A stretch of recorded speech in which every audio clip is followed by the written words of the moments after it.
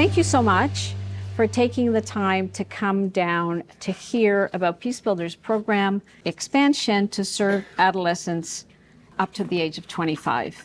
Tonight, we are exploring the idea, a community-based restorative justice program to support not only young people from 10 to 17, but also adolescents in conflict up to age 25. Adolescents who, under the criminal code, are deemed to be and tried as adults. So finally, I have the honor of introducing our friend and amazing counsel, Brian Greenspan. He's one of Canada's finest criminal lawyers who has demonstrated a lifelong commitment to social justice and criminal law reform. Brian devotes an enormous amount of time to pro bono work in addition to his practice and has been a long-time supporter of Peacebuilders. Let me say that support of Peacebuilders has been a great joy over the years. For criminal lawyers, most of our participation in areas outside of the courtroom, outside of our individual cases, outside of our obligation as advocates, has been mainly to criticize legislation, to make representations to parliamentary committees that don't go there, don't do that, do something other than what you're proposing because minimum punishments are wrong, they're unconstitutional.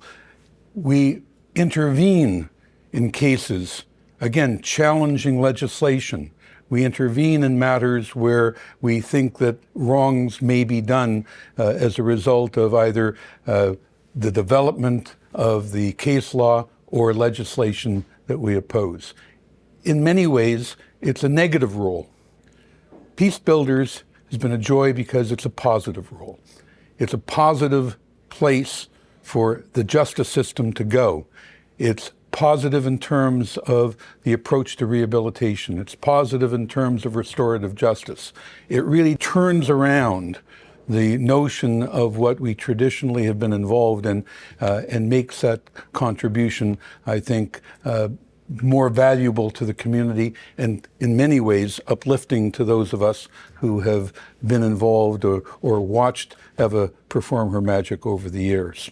Howard Sapers is an adjunct professor at Simon Fraser in the School of Criminology. Howard's storied career includes being elected member of the Legislative Assembly of Alberta. He had lead roles with the John Howard Society, Canada's National Crime Prevention Centre Fund, and the Parole Board of Canada. He's chair of the Federal Intervention Implementation Advisory Committee. He's a tireless advocate for human rights and criminal justice, correctional policy and practice, the prevention of deaths in custody, and the intersection between mental health and criminal justice. So my role tonight, I guess, is to be an educator. Who is this population that we're focused on?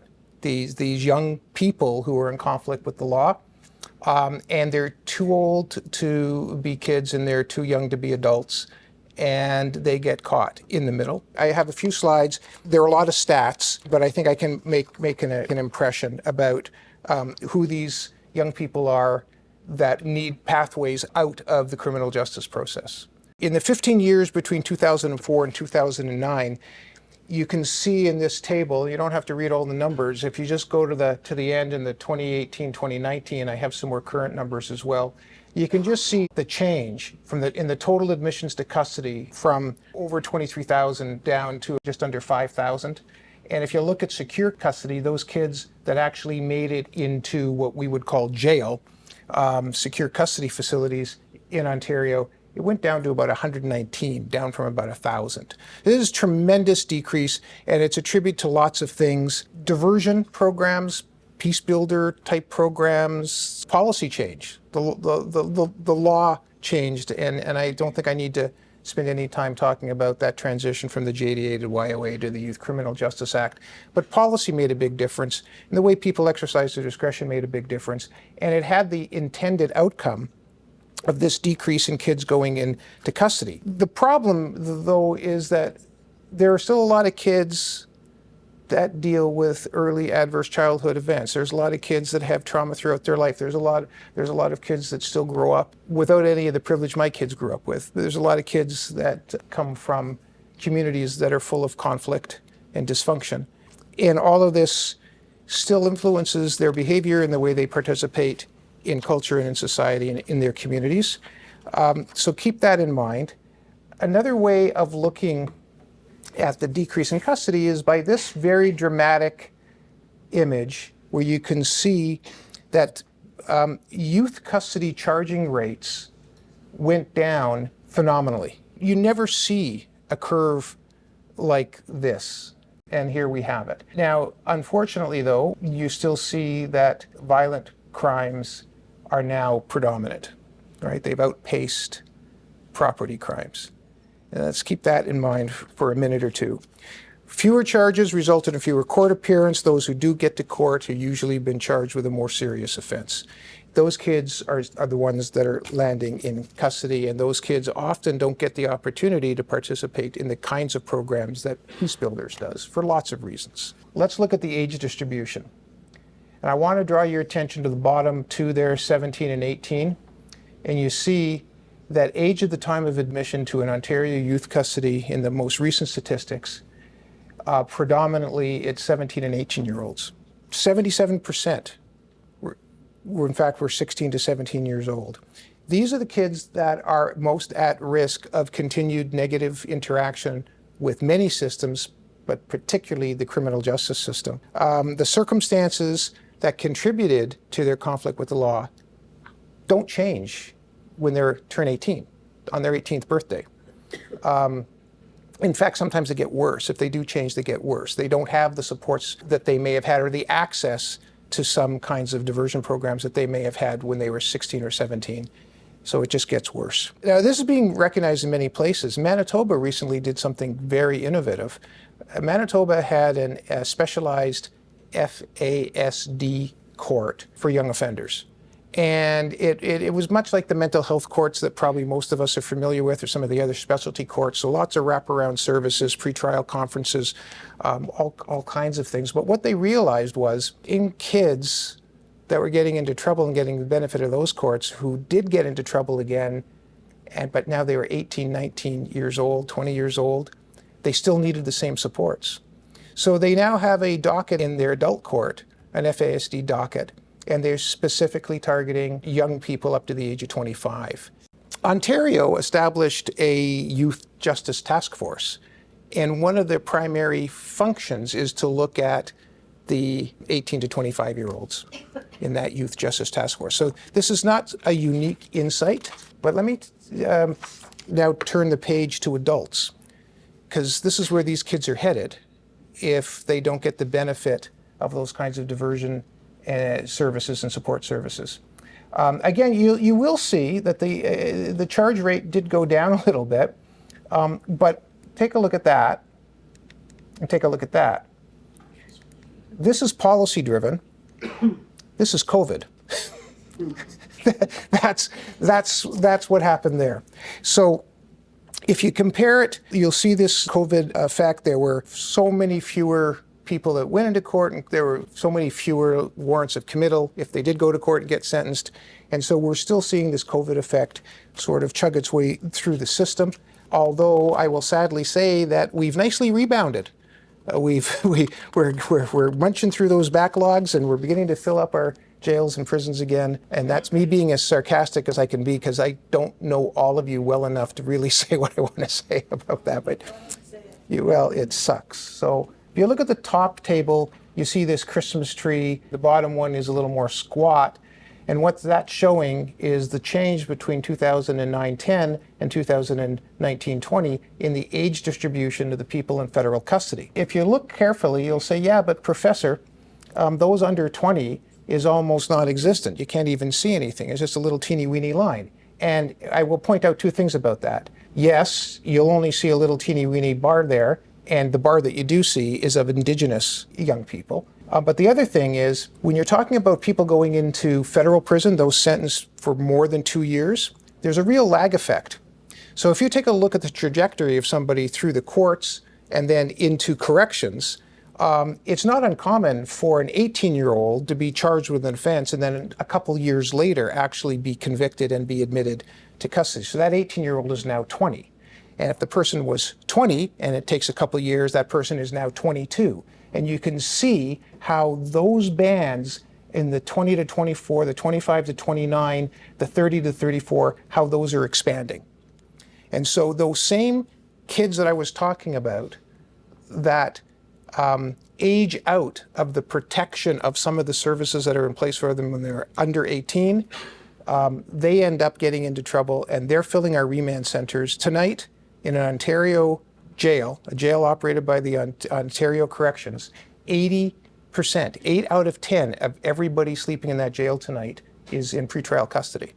This is not a correction system, it's a holding pen. And these are the kids, once they're in custody, they're more likely to get a sentence or to eventually plead out, and they're going to end up broadening that base that you see in the bottom period. So it's important when you see this, don't dismiss the fact that you don't see a lot of 18 to 20-year-olds don't show up. It's because of this lag effect. This is another way of looking at it. All I want you to see is look at the solid black columns.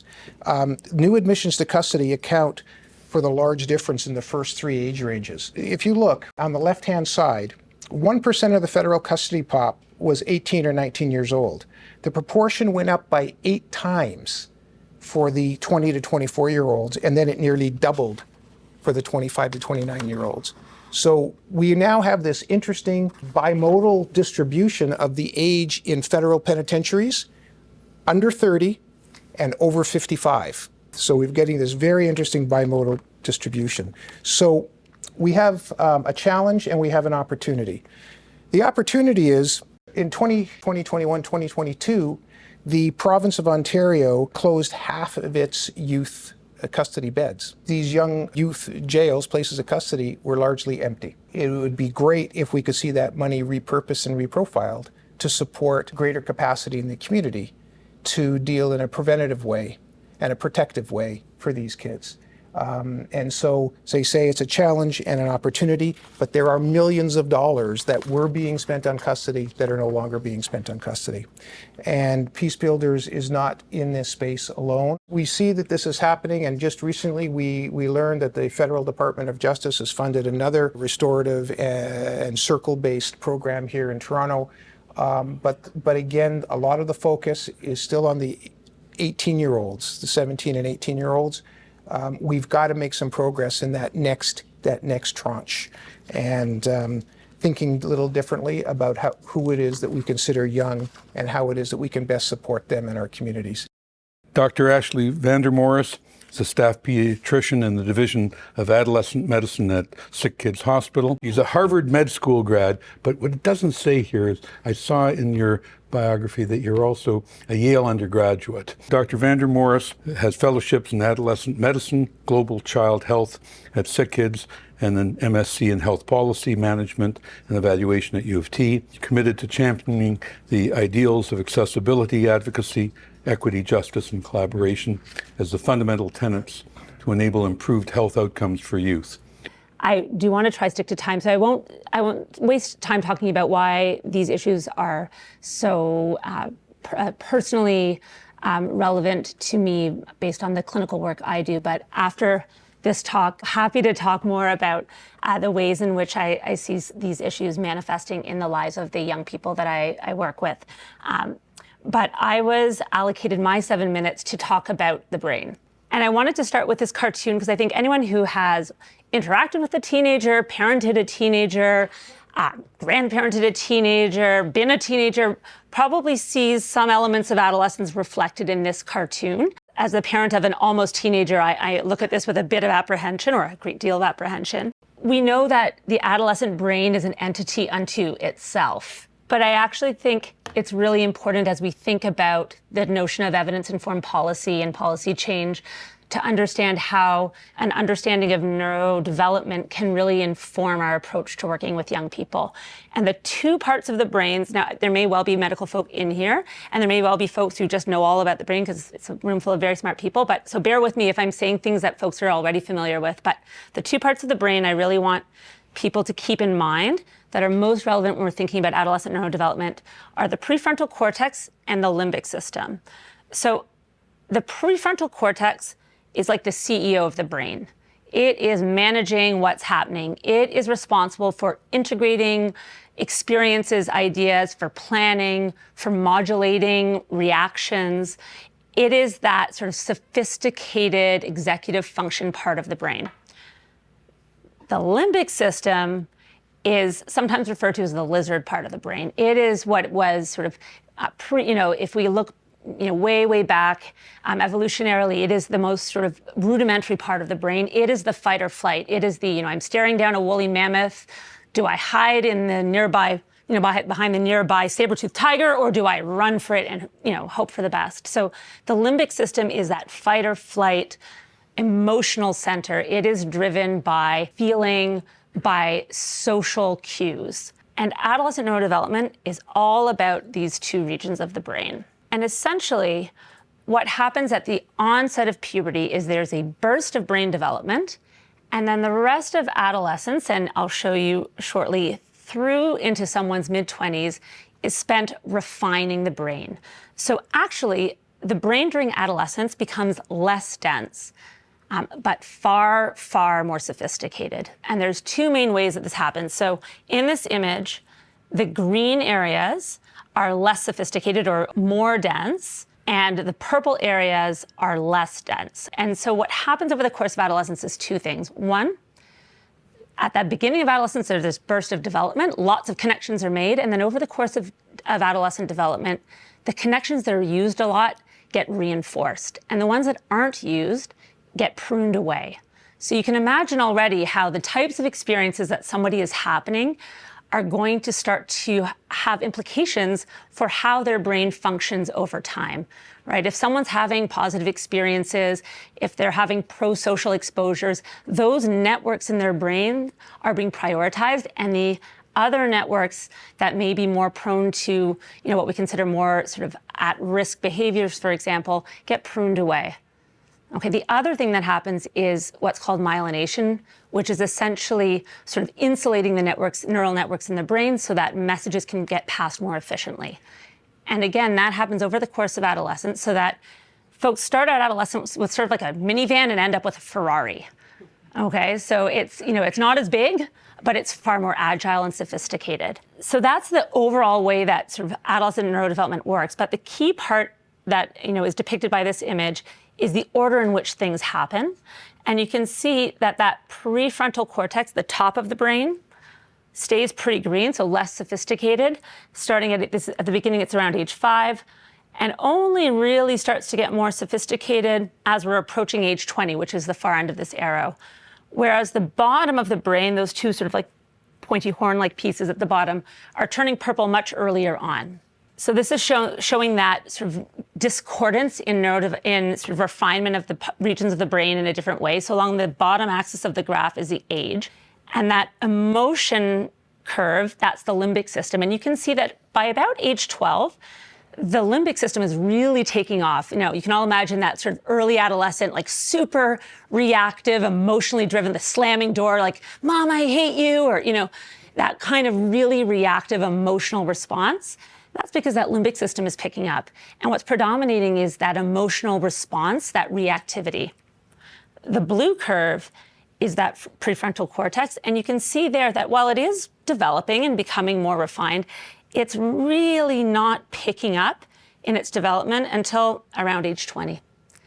So in the middle there, where we have this really highly developed limbic system, emotional center, and this, relatively speaking, less developed prefrontal cortex, or sort of CEO, that modulates the limbic system, we have this huge window of vulnerability. And what we're here to talk about is tonight also a huge window of opportunity, right? Where interventions that are socially embedded, that are responsive to emotions, to the context in which young people are living, can have profound impact. That is what is going to affect the way that a young person learns to make decisions, and the way that brain then integrates that reasoning process that will, in a way that will be sustained over the course of the lifetime. So this huge window of vulnerability and window of opportunity. So this is just one example of how that plays out in reality, and how it has been in some ways applied to inform policy. So It's a really cool study. So they put a driver and 2 peers in a driving simulator. And they said, okay, I want you to push on the gas as hard as you can, drive as fast as you can in the simulator. And then when you see a brick wall appear on the screen, I want you to hit on the brakes. And they looked at what the reaction time was. And in this part of the experiment, the driver was in the car on their own. And you can see here that if the driver is in the car on their own, whether they were 13 to 16, 18 to 22, or over 24, their reaction time was relatively similar. You know, older individuals did perform slightly better, but there wasn't a marked difference. When you threw 2 peers in the car with that driver, you can see how the response time changes, right? So now, if that 14, 15, 16-year-old has 2 friends in the car, they see a wall and they just keep going because they're not attending, their prefrontal cortex doesn't allow them to attend to that sort of task-based future planning approach. They're paying attention to what their friends are saying. The 18 to 22-year-olds do better than the 13 to 16-year-olds, but I wouldn't want to be in an actual car with them with 2 friends necessarily doing this experiment, right? They're not doing nearly as well as those over 24, right? So this is a really lovely evidence base for graduated licensing, right? Why we shifted away from having 16-year-olds have the full freedom to sort of get a license and just go for it. And it's also why we continue to see disproportionate rates of morbidity and mortality amongst younger drivers, right? This is what is impacting those types of outcomes, but is a really nice example of how that scientific evidence base can inform policy and really manifest as, obviously, if this is a real brick wall, sort of lifelong implications for young people. That is all I have to say. Brains are not scary. Well, adolescent brains are a little bit scary as I stare down parenting one, but really I think can help us to understand the why of the rationale for sort of advocating and the opportunity that presents itself to really think differently about that 18 to 25-year-old range. Stephanie DiGiuseppe, who's a partner at Hennon Hutchison Robitaille, Osgoode Hall grad. Stephanie works on complex criminal cases, including homicides, narcotics, firearms, sexual assaults, finance, has argued in the Ontario Court of Appeal, the Supreme Court of Canada, law school instructor at Osgoode Hall, and frequent guest lecturer at the University of Ottawa in Queen's Law. Good evening, everyone. I am so sorry that I can't be there in person with all of you this evening as we begin tonight what we at Peacebuilders hope will be the formal kickoff of a new relationship or a new phase in our ongoing relationship with everyone in this room, a phase that is built around transforming systems of adolescent justice together. Through my involvement with Peacebuilders, I have come to see this organization as much more than simply offering a world-class restorative justice program that has successfully diverted hundreds of kids under the age of 18 out of our criminal justice system. As if that was not enough, Peacebuilders is an organization that to me is synonymous in my mind with creative problem solving and restorative justice innovation, targeting the unique circumstances of young people who find themselves in conflict or in trouble with the law. I've seen this commitment to innovation most recently through my work with Peacebuilders on the Adolescent Transformative Justice Project. Now, we've all just enjoyed excellent presentations by Howard Sapers on the disparate outcomes between adolescents under 18 versus over 18. And then from Ashley Vandermorris on the science of the adolescent's brain that can help us to understand those disparate outcomes. In my mind, both of those presentations drive inexorably to a single question. How can we fix the problem of poor outcomes for the 18 to 25 age group? How can we modify our approach to criminal justice in Canada in order to respond to the emerging scientific consensus on the neuroscience of adolescence? Because it's clear from Howard's work and from Ashley's work and the work of others in this field that our justice system is failing young people between the ages of 18 and 25 who deserve a more humane, a more rehabilitative, and a more restorative approach to conflict resolution and criminal justice solutions. one that recognizes their unique stage of cognitive development. That's why I'm here on behalf of Peacebuilders to speak with you this evening. That's what I'd like to speak to you about. I'd like you all to think of my presentation as getting the collective creative juices flowing towards what we hope will be a night of conversation between community members who care about young people in crisis. So let's talk first a little bit about the problem.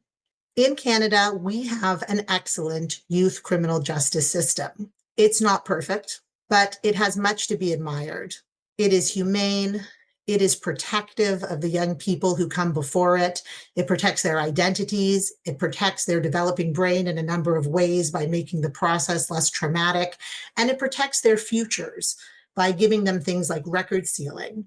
It's also an effective system, as Howard has demonstrated for us, and specifically, it is effective at preventing recidivism and allowing children to make mistakes and still come out of them with the capacity to be productive, contributing members of the Canadian community, living full and fulfilling lives. But we have arbitrarily cut off access to that humane, protective, and effective youth criminal justice system at 18 years old. And that wasn't really done based on science. Our government didn't commission research into neuroscience or cognitive development to pick that threshold. It's an arbitrary cutoff based on an out-of-date worldview that mislabeled 18-year-olds as fully developed adults responsible for their own actions and behavior the same way a 30 or 40 or 50-year-old is responsible for their actions and behavior. And of course, science and experience shows us that all of the things that the youth criminal justice system was designed to recognize persist beyond age 18. So if that's the problem, what then is the solution? And I'll tell you straight up, we don't have a full solution to that problem tonight. That's what tonight is all about. It's about conversation. It's about starting a journey together. But at Peacebuilders, we believe that the solution to a problem of this caliber and social importance has to be two things. First, it has to be bold. To make real change, we are going to have to bravely follow the science towards solutions that recognize the developmental and cognitive capacity of adolescents. Because no one, not a single one of us in this room, can easily be defined by the mistakes we made or the person we were when we were 18, 19, 20 plus years old. But the young people caught in Canada's current justice system are. They are defined by those mistakes. Their life trajectories are limited by those mistakes. And so we need to be bold to find solutions that respond to that very real, very urgent problem. And also at Peacebuilders, we recognize that the solution has to be realistic. It has to utilize approaches that are evidence-based and that are effective at preventing recidivism. It has to recognize the legitimate interests of victims and the community when responding to these problems. And so we are looking forwards towards a four-pronged solution. First, we're looking towards research development to design a restorative programming that is evidence-based, based on the work of Dr. Vandermorris and others in her field, and geared towards the unique adolescent brain. This will be coupled, we hope, with an expansion of our programming to provide restorative solutions to individuals up to age 25. This work is driving towards the establishment of an adolescent criminal justice center, which is designed around the science of the adolescent development and contains wraparound programming specifically targeting the needs of that age group. And finally, social change. As Howard said, one of the most powerful indicators of change and success under the YCJA was a decrease in charging. I imagine that one of the largest factors around that curve Howard showed us was providing decision makers with incentive to do something other than charge. That means helping decision makers like police officers and principals understand issues plaguing adolescent cognition. And most importantly, with options. Police officers and other actors need to have alternate options to laying a charge. And that is where an adolescent criminal justice center offering restorative options comes in. We are looking towards a future where adolescent justice is managed in its own integrated facility that takes the science of adolescent development into account and puts it to work in service towards justice. Thank you to our speakers and our audience.